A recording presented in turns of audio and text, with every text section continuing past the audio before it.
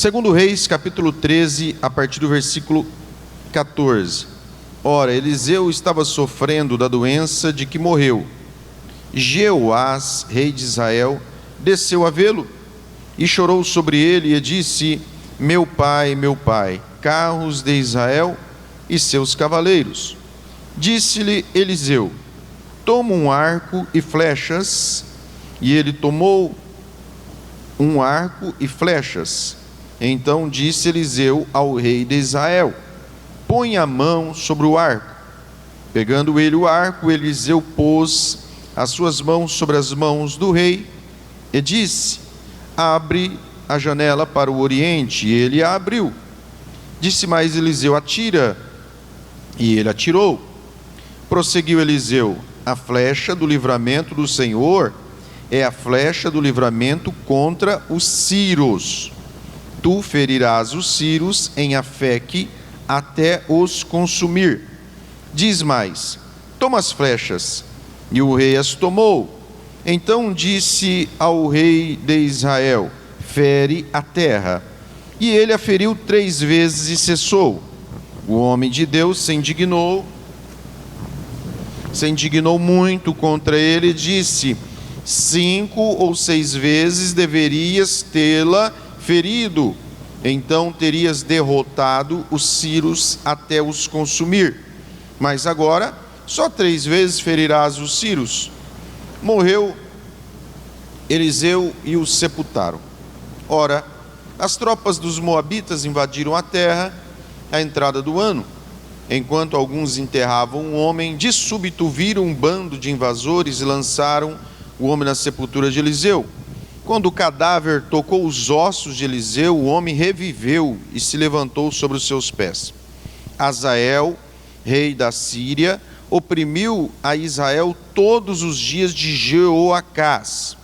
Porém, o Senhor teve misericórdia deles e se compadeceu deles e tornou para eles, por amor da sua aliança com Abraão, Isaque e Jacó. Até hoje não os quis destruir, nem lançá-los da sua presença. Morreu Hazael, rei da Síria, e Ben-Hadad, seu filho, reinou em seu lugar. Então Jeoás, filho de Jeoacás, retomou de Ben-Hadad, filho de Hazael, as cidades que ele tinha tomado na guerra, das mãos de Jeoacás, seu pai.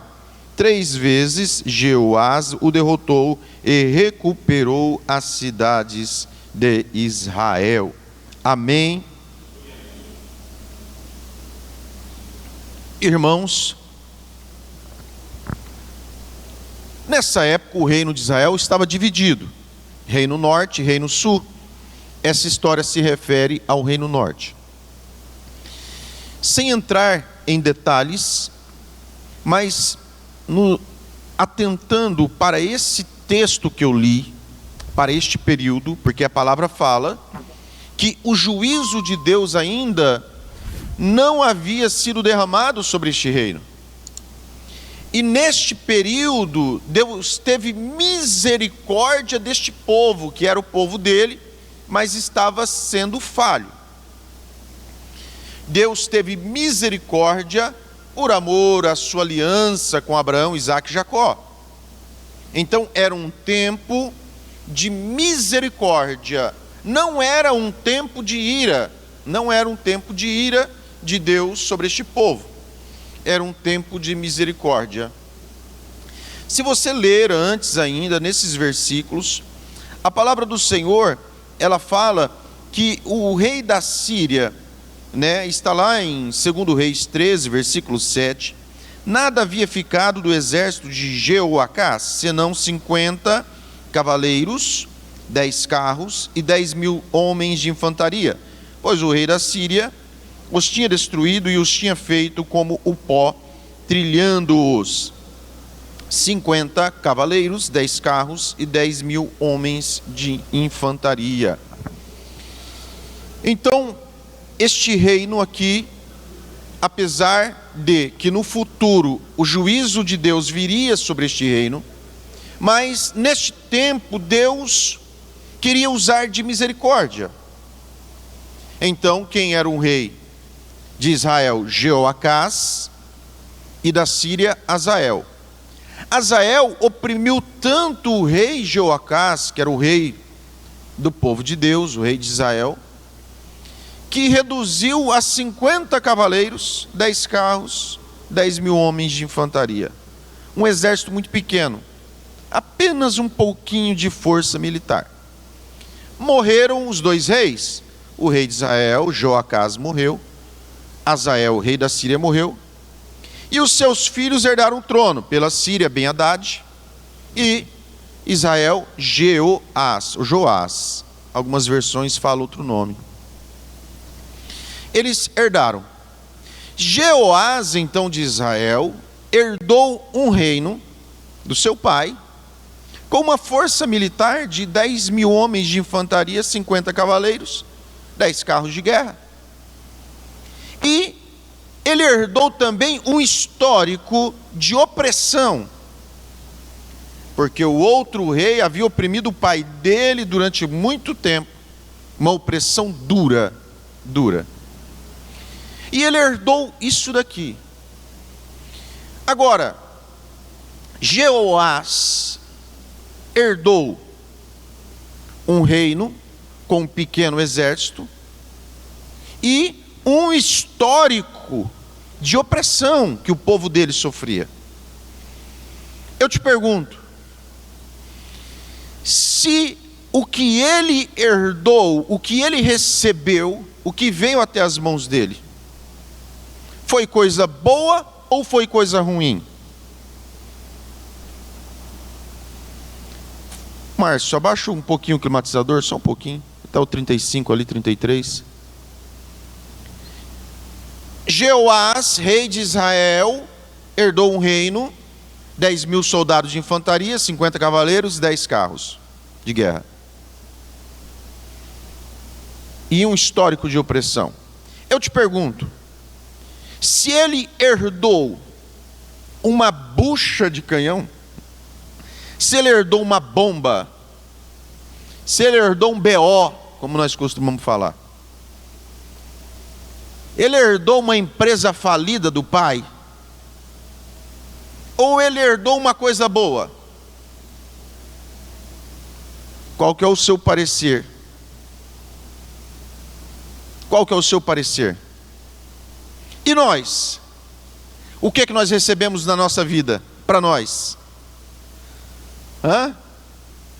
De maneira geral, de Deus, da sua família, de maneira geral. O que é que você recebeu ou você tem recebido? Coisas boas ou um histórico de sofrimento? Uma história de dor você recebeu como herança? Ou você recebeu coisas boas? Você recebeu as duas, é isso?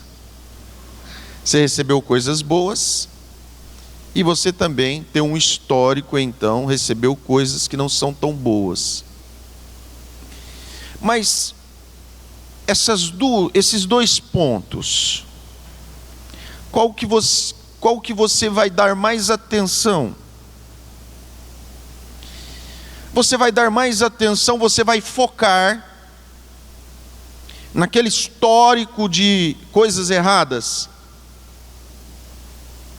Você vai focar nos seus poucos recursos, nas suas limitações, nos seus problemas? Ou você vai focar naquilo de bom que você recebeu?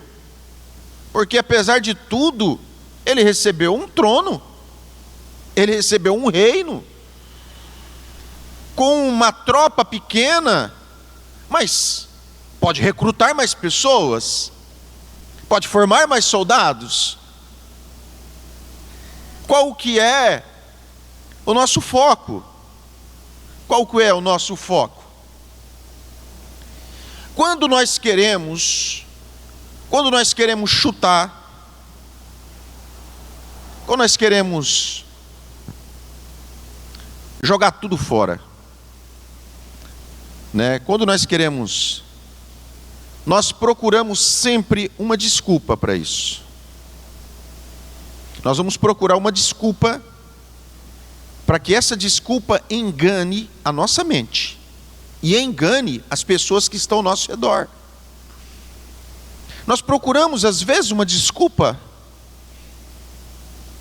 para poder enganar a nossa mente e enganar as pessoas, às vezes, que estão ao nosso redor. Porque, filho, você não vai chupar picolé, porque senão você vai ficar gripado. E nós arrumamos uma desculpa, e nós somos bons nisso, muitas das vezes. E você pega Lucas 15, como eu falo nós, eu falo a natureza caída do homem, não o crente fiel a Deus, não. A natureza caída do homem, ela tem essa tendência de chegar para Deus e falar: Senhor, foi a serpente, Senhor, foi essa mulher. Nós usamos muitas das vezes, isso daí é a natureza caída do homem. Se você pega Lucas capítulo 15, no versículo 29, o irmão mais velho não quer entrar no banquete com o filho pródigo que voltou e se arrependeu. E o que o filho mais velho fala para o pai? Pai, o Senhor nunca me deu um cabrito para eu me alegrar com os meus amigos. Isso não tem nada a ver. É uma festa que eu estou dando para o seu irmão, não é para os seus amigos, é para o seu irmão. Tipo assim, eu estou dando uma festa, eu preparei um bezerro cevado, e você tem direito a esse bezerro. Esse banquete é para você, é para nós nos alegrarmos, mas você faz parte. E a pessoa não quis participar do banquete, tirou o corpo fora e usou como desculpa que o Senhor nunca me deu um cabrito. Você nunca pediu um cabrito? Mas você nunca, pai, o Senhor nunca me deu. E o que o pai falou? Filho, tudo que eu tenho é teu. O filho mais velho, naquela época, herdava a herança dobrada. O filho mais novo pediu a parte da herança do pai, foi, torrou, acabou com tudo. O filho mais velho ficou com tudo. O pai dele falou: filho, tudo que eu tenho é teu. Ou seja, isso daqui tudo é teu, tudo te pertence, já é teu. Mas ele usou essa desculpa do cabrito para não poder ter comunhão com o seu irmão, para tirar o corpo fora de uma celebração, que era uma celebração que agradava a Deus, uma celebração que agrada o coração de Deus. E, sabe, e às vezes essa desculpa, ela tenta enganar a mente da própria pessoa, enganar as pessoas que estão ao redor. Olha só, antigamente, aqui em Três Lagoas, né, quando a gente era pequeno, só tinha pelada. Pelada que eu falo é jogo de futebol, tá? Só tinha jogo de futebol, né? Quase era isso, o esporte, o lazer era esse, né? E aí aquele sol quente, as pessoas tudo lá em volta daquele campo de terra, porque não tinha grama, né? Era tudo campo de terra. Aquela poeira, né? Picolézeiro do lado do campo. E ali era aquela moagem, né? Aquela pilha. E grita daqui, grita dali. E aí o cara que erra, né? Os outros lá começam a fazer aquela pressão psicológica, começa a gritar com o cara. Aí de repente o cara erra de novo, o jogo está muito difícil. De repente dá uma dividida, o cara cai. Aí o cara levanta, né? Já levanta mancando já. Já levanta mancando e fala assim, ó. Faz assim, ó. Ele pede para sair, mas ele não está machucado. Ele usou a desculpa que está machucado para poder sair, porque ele não está aguentando o tranco, ele não está aguentando a pressão. Então ele usou a desculpa para poder tirar o corpo do time. Ele usou uma desculpa para sair do time, porque o negócio está pegado, porque o negócio está difícil. Então, essa desculpa, né? A gente lembra disso daqui, né? E ainda os outros brincavam ainda lá na torcida, né? Pede para sair, fala que você está machucado e pede para sair. Ficava aquela zoação. E foi, né? Então, isso aqui eu era menino, para você ver como que essas desculpas são antigas. Agora, essa daqui do irmão do filho pródigo é mais antiga ainda, tem 2000 anos, 2000 anos. Essa é mais antiga. Só que, se eu enganar minha mente, como diz o Luiz Hermínio, né? Se você mente para a sua consciência, depois a sua consciência vai mentir para você. Porque se eu tentar enganar a minha consciência, depois ela vai me enganar. Porque quando eu engano a minha consciência, eu pego e tiro ela de sintonia. Eu danifico a ação perfeita, a ação correta da minha consciência. Então acontece isso daqui. E esse rei Joás, ele poderia dar desculpas e falar: gente, vocês viram o que eu herdei do meu pai? Um exército pequeno. Eu não tenho condições de fazer nada. Eu herdei tantos anos aí, 16 anos, tantos anos de opressão. Eu não posso fazer nada. Ele poderia usar essa empresa falida que ele recebeu como desculpa. Como desculpa. Ele podia fazer isso daqui. Mas olha só, preste atenção nesta passagem que eu li. Aqui fala, no título dessa minha Bíblia, porque o título não está nas Escrituras, o homem coloca o título, mas o título é interessante: a morte de Eliseu. Você sabia que essa aqui, registrada na Bíblia, a última palavra profética de Eliseu para ele? Você sabia que apesar do contexto desfavorável, você sabia que ainda tinha um restinho de profecia para ele? Você sabia que apesar do contexto de frieza desta nação, ainda Deus tinha um pouquinho de palavra profética para ele? Apesar do juízo que viria sobre a nação no futuro, ainda tinha um pouquinho de misericórdia de Deus para ele? Porque nós aqui hoje nós estamos vivendo os últimos dias. Olha o que está acontecendo no mundo, olha o que está acontecendo no Brasil. O fim dos tempos, sim. O anticristo vai vir, sim, vai vir. Mas você sabia que ainda tem algo profético para Deus ainda nos dias que nós estamos vivendo?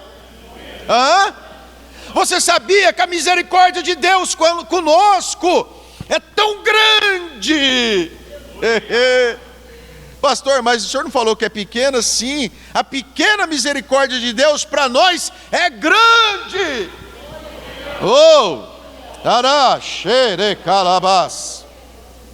Você sabia que tem ainda uma misericórdia de Deus ainda sobre as nossas vidas? Da glória! Ainda tem uma palavra profética ainda que Deus reservou para o nosso ministério. Oh, glória! Ainda tem, aleluia.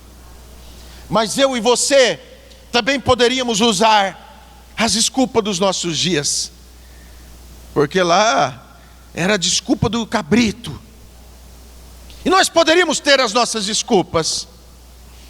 É porque o senhor não sabe o senhor não sabe como que é essa pessoa que eu vivo. O senhor não sabe como que é essa mulher. O senhor não sabe como que é esse homem.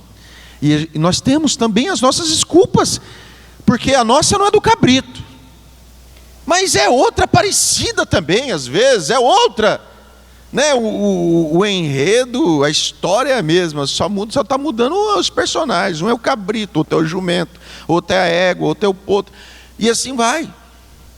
Nós poderíamos também colocar as nossas desculpas também, e falar que é o sistema financeiro, e falar que é o caos que está assolando o Brasil, e falar que é porque agora aquele partido agora está no poder. E nós poderíamos colocar um monte de desculpa na mesa para tomar as decisões e chutar tudo, e desistir, abrir mão e não querer lutar. Sabe o que é? É porque nós estamos passando uma crise. Sabe o que é? Porque eu não tive oportunidade de estudar. Você sabe o que é? É porque eu não tive, quando eu escolhi mal, eu errei, eu peguei uma empresa, e assim nós poderíamos usar também as nossas desculpas. Mas uma coisa eu e você nunca poderemos usar como desculpa, nunca. Sabe que Deus reservou coisas boas para nós também? Deus, na sua infinita bondade, ainda que a gente tenha algumas dores, não é de ver que Deus nos presenteou com coisas boas? Deus ainda nos deu capacidade, e a sua capacidade é tão grande que você consegue até pensar dos dois lados, do lado ruim e do lado bom. Olha só como que Deus é bom.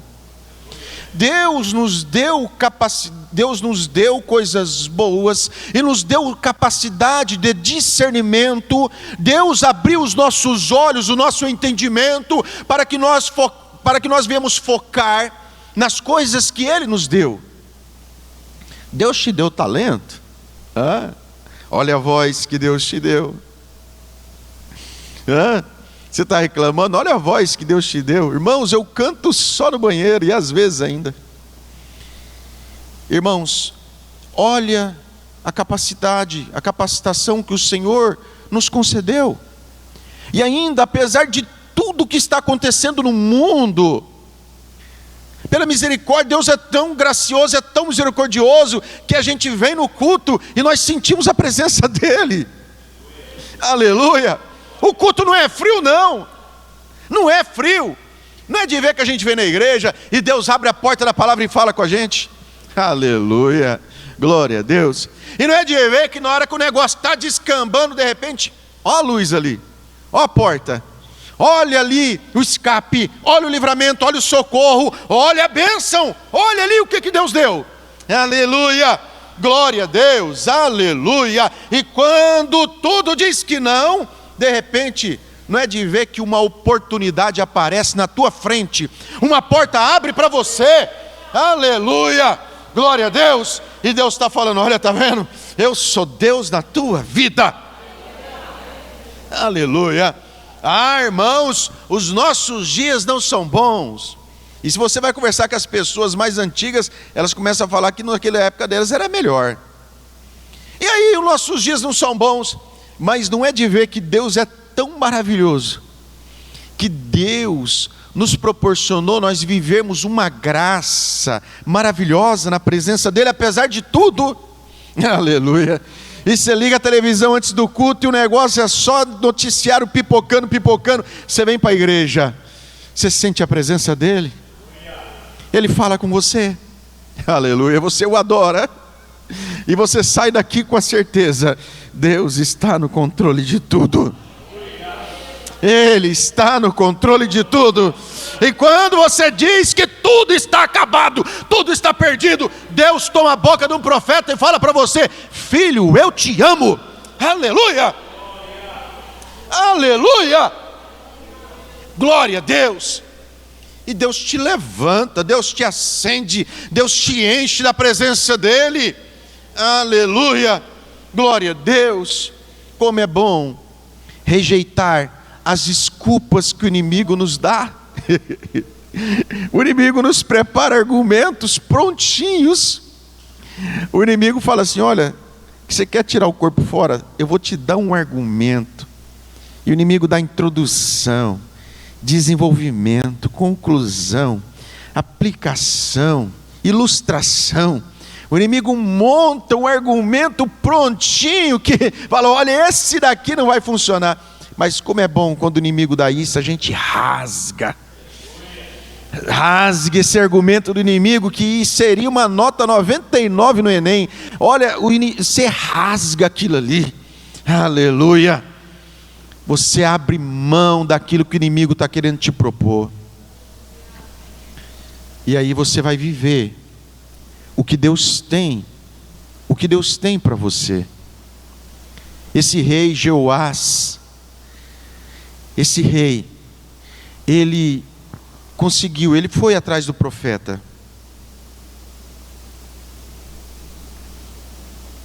E quando ele assumiu o trono, Ben-Hadad assumiu o trono do rei da Síria. A Bíblia fala que ele conseguiu vencer 3 guerras. Nos dias dele, ele conseguiu mudar a situação de sofrimento que o pai dele passava. Ele conseguiu mudar aquilo ali. Ele conseguiu mudar, porque ele recebeu uma palavra profética. Ele recebeu, Deus quis usar de misericórdia nos dias dele, e ele conseguiu reverter aquela situação. E será que não somos nós que vamos também conseguir reverter essa situação? Se a geração dos nossos pais falhou em tantas coisas, mas acertou em tantas também, mas será, irmãos, que não seremos nós que vamos conseguir mudar essa história? É que nós ficamos olhando as coisas erradas que nós herdamos, mas esquecemos de tantas virtudes que Deus nos deu, tantas coisas. E a palavra do Senhor fala em Números, lá capítulo 13, e aqueles 12 espias, eles trouxeram um cacho de uva carregado por 2 homens.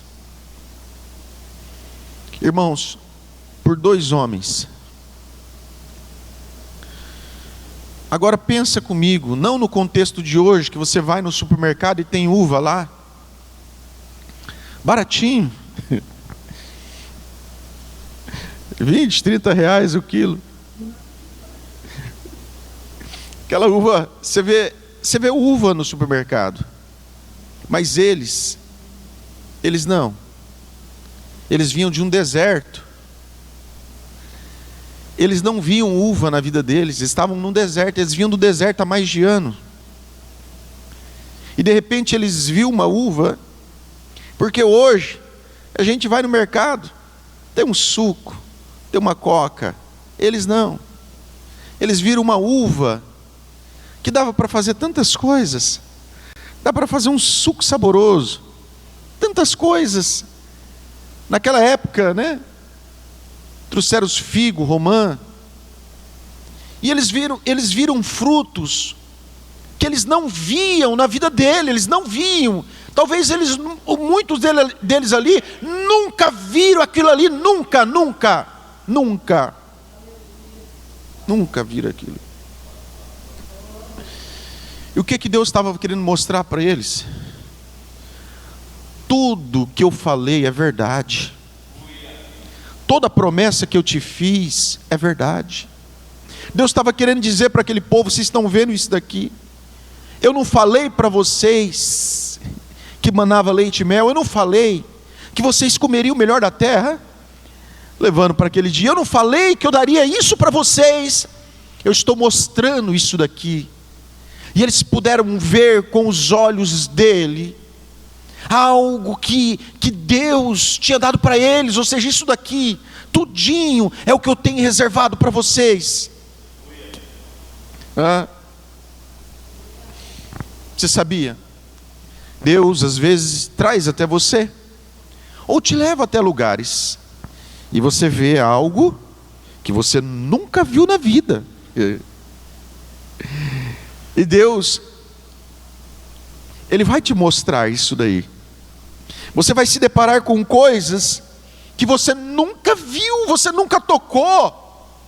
Você às vezes nem sabia que existia, ou só de internet, só de televisão. Mas você vai ver aquilo ali. E na hora que você vê aquilo ali, o Senhor, isso daí é para você. Isso daí eu preparei para você. Eu estou dando isso daqui. Isso daqui é aquela promessa que eu te fiz há tanto tempo. Você lembra que eu te falei que eu te levaria para as nações? Você lembra que eu falei para você que eu te colocaria como cabeça e não como cauda? Você lembra que eu falei para você de uma porta grande que eu havia te prometido? É isso daqui. Isso daqui é uma amostra. Olha, isso daqui é uma amostra de tudo. De tudo. De tudo que eu falei com você. Oh, que e a gente, na nossa simplicidade com Deus, na nossa simplicidade, Senhor, não precisa não. Eu trouxe isso daqui para você ver. Isso daqui, isso daqui é o cumprimento de uma promessa que eu te fiz. Vai acontecer. Aleluia. Aleluia. Oh, aleluia. Oh, glória a Deus, aleluia. Oh, o Espírito Santo está aqui. Aleluia. Aleluia. Glória a Deus. Glória a Deus. Oh, rei calaste. Aleluia. Aleluia. Louvado seja o nome de Deus. Louvado seja Deus. O Senhor poderia dizer: o mundo todo está dominado pelo inimigo, mas isso daqui é a minha misericórdia com a tua vida. Aleluia. Aleluia. Eita, Espírito de Deus.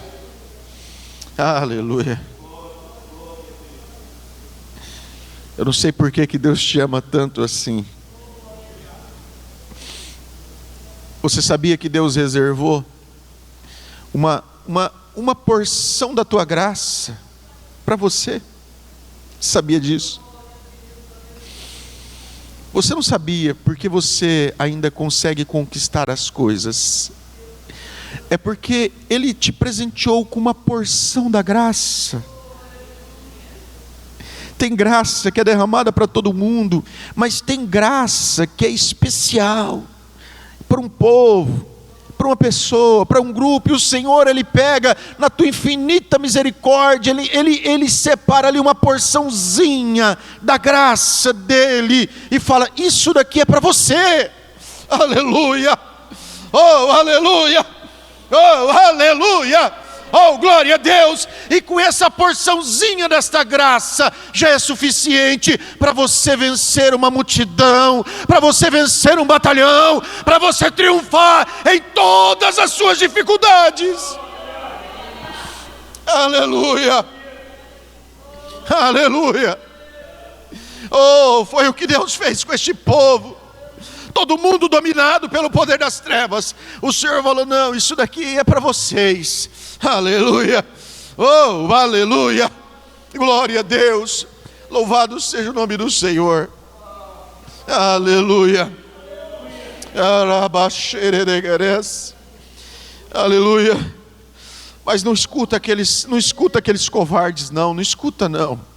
Aqueles 10 espias covardes que exageraram, começaram a difamar a terra, infamar a terra. Essa terra não presta, essa terra devora os seus moradores, nós não vamos conseguir, nós não vamos vencer. E começaram a exagerar, os castelos, a fortaleza deles toca até no céu. É tão altas as fortalezas, vai até o céu. Com esta graça que Deus te deu, você supera tudo isso daí. Não escuta eles. Lembra que o inimigo quer dar desculpa? São as desculpas que o inimigo quis dar para aquele povo. E ele estava usando aqueles 10 lá, aquele grupinho. Irmãos, às vezes o inimigo ele pega um grupinho e começa a usar para difamar, você sabe, para caluniar. Mas na verdade é para derrotar o povo de Deus. Sabe, irmãos? E eles começaram a falar: lá nós vimos gigantes, homens tão grandes. Agora escuta, Vocês acham que um cacho de uva que precisa ser carregado por 2 homens vai estar na terra do povo mais fraco? Vocês acham? Naquela região que era dominada, a região onde eles escolheram o cacho de uva maior, era a região onde tinham os homens maiores, os mais gigantes, é onde tinham as cidades mais fortalecidas. Irmãos, você acha que esse cacho de uva enorme ia estar no povo mais fraco daquela região? Não, claro que não, claro que não. Agora você percebe, quando você quer conquistar uma terra, e a terra é muito dura, quando você olha para aquele filho e fala, nossa, como que esse filho me dá trabalho? Quando você olha e vê aquela situação falando, meu Deus, que coisa travada é essa?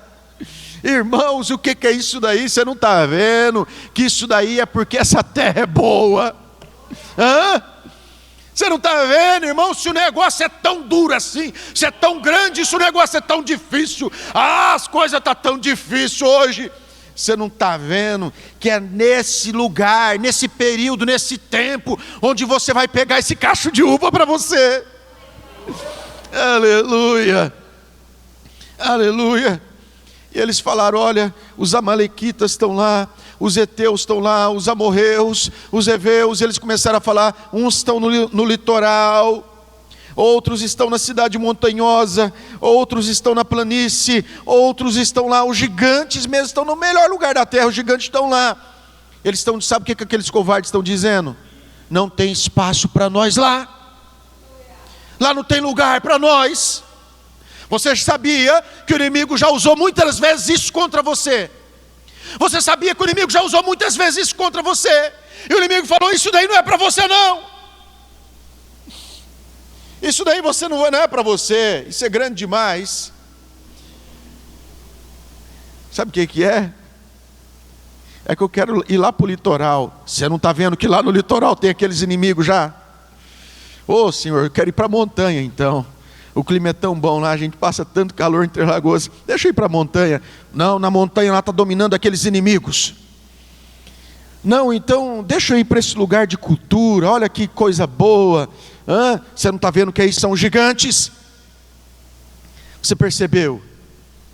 Você percebeu que quando Deus te mostra, ou Deus quer te dar algo, ou você tenta avançar, logo de cara o inimigo já se levanta e você fala, ih, aqui estão os heveus. Você vai para cá, os amorreus, para lá os amalequitas, para lá os jebuseus. Eu vou para Jerusalém, lá vai ser o melhor lugar, é o lugar espiritual. Lá estão os jebuseus, cuidado. Então eu vou para essa terra boa, lá estão os filhos, os Enaquins, os gigantes, lá eles estão lá. Você já parou para pensar que o inimigo fica te mostrando os obstáculos? E ele te mostra os obstáculos e ele começa, o que o inimigo fala para você? É por isso que não está dando certo, é porque os jebuseus estão lá em Jerusalém. Eu queria tanto morar na praia.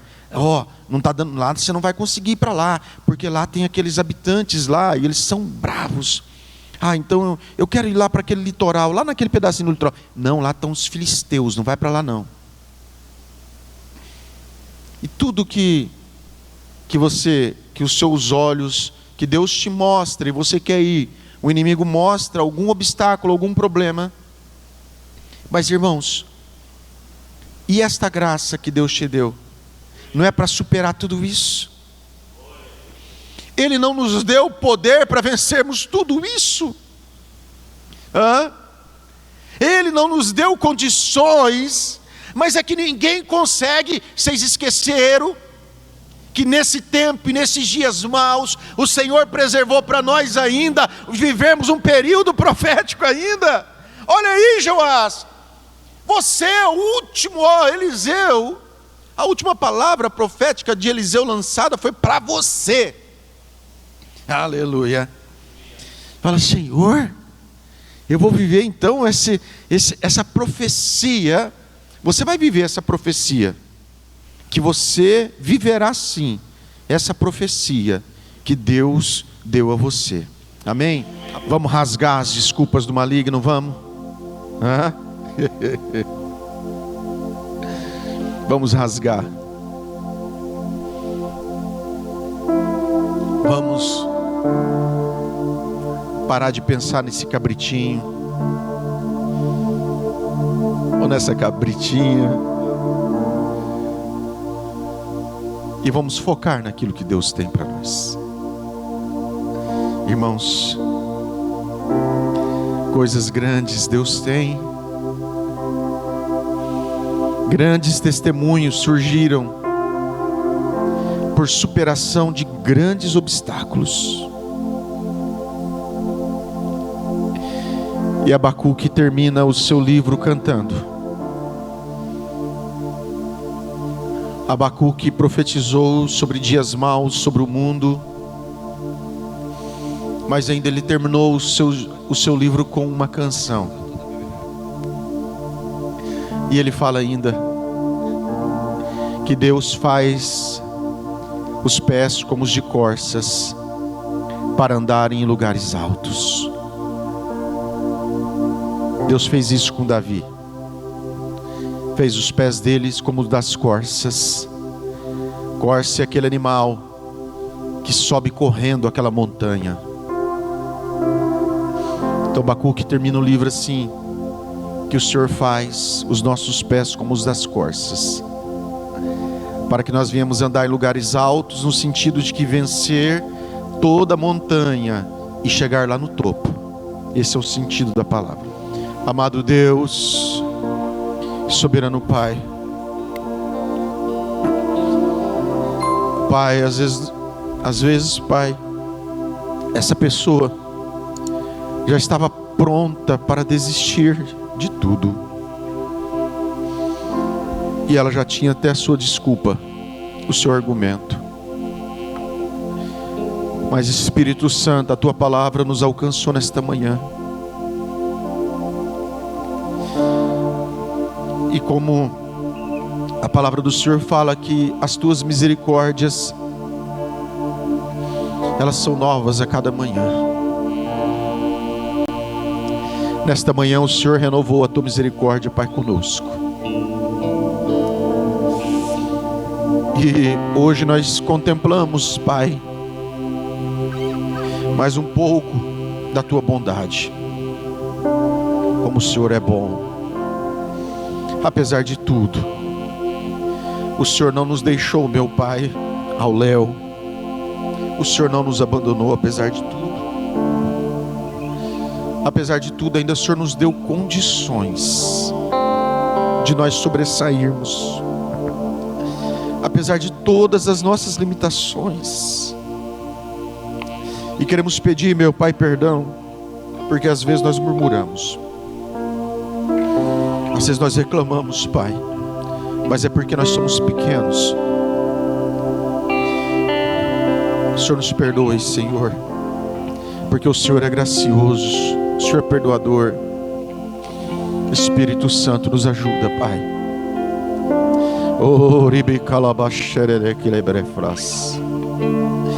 Espírito Santo nos ajude, Senhor.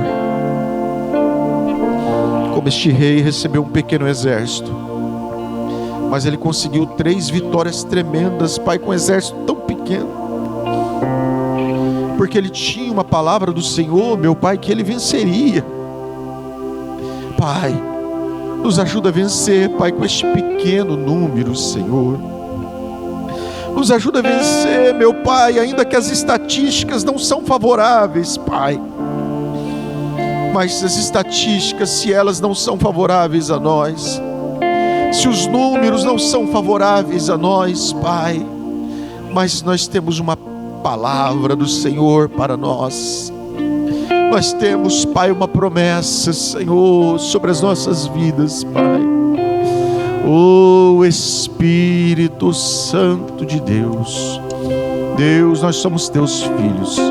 Nos faça, meu Pai, triunfar, meu Pai, com tudo isso, Pai, limitado. Oh Espírito Santo, esses números tão pequenos, Senhor Deus, esta porção, Pai, aparentemente tão pequena e tão limitada, Deus, faça, meu Pai, o poder da Tua palavra, Pai, superar todas essas limitações, Pai, que nos cercam. Oh Espírito Santo, queremos Te testemunhar, meu Pai, queremos testemunhar, meu Pai, assim como esta palavra ficou registrada nas Escrituras, Pai, que este homem conseguiu vitórias tremendas, Pai, Deus, porque ele tinha uma palavra liberada sobre eles. Pai, eu peço a Ti, Pai, que nós também viemos testemunhar, Pai, que nós também viemos deixar registrados, Senhor, aleluia, glória a Deus, Pai, esse sucesso do Senhor sobre as nossas vidas, este triunfo do Senhor, ó Pai.